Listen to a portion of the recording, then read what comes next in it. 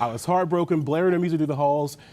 This made you relive all of that all over again and then hits you with a truck because there's new revelations, new information that really just makes her story all the more tragic. Like what? What new revelations? So the biggest reveal is that she was sexually abused as a child. Yeah, and there was mention of this going into the release of the film. Yes, but who did it was reportedly Dee Dee Warwick, who is the cousin of Whitney and the sister of Dionne Warwick, legendary singer. And Sissy came out recently and said she had no idea about this until the documentary. Oh, wow. And what about Dionne? Has she come out to say anything? Dionne hasn't said anything yet about this, but when you hear that and you see that, it kind of adds more layers to this downfall that Whitney had because she was wrestling with a lot of stuff. Child abuse, yes. Plus you add on a lot of other layers as well. And then just becoming famous that quickly and having so much raw talent and having to navigate the fame. One of the other big things that was always attached to Whitney, fair or unfairly, because it's really nobody's business, but it became a theme in this as well, was did they address Whitney's sexuality? Yeah, they talked about Whitney's sexuality.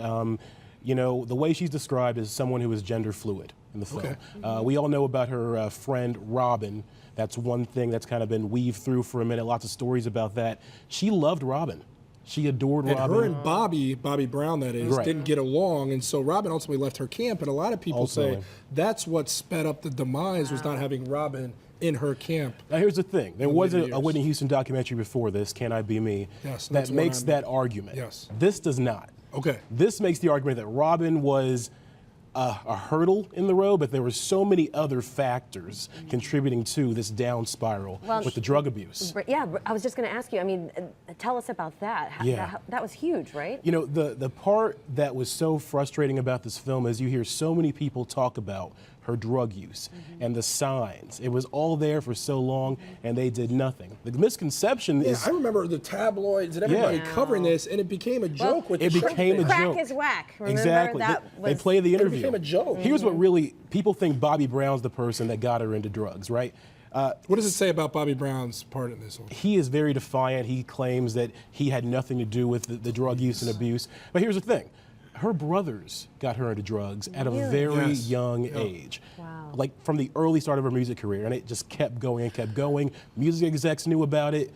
No one did anything. Quickly, how much of that love story, oh, excuse me, go ahead. No, How much of that love story is talked about with her and Bobby Brown? They talk a lot about Bobby Brown. She did love Bobby. She loved Robin too.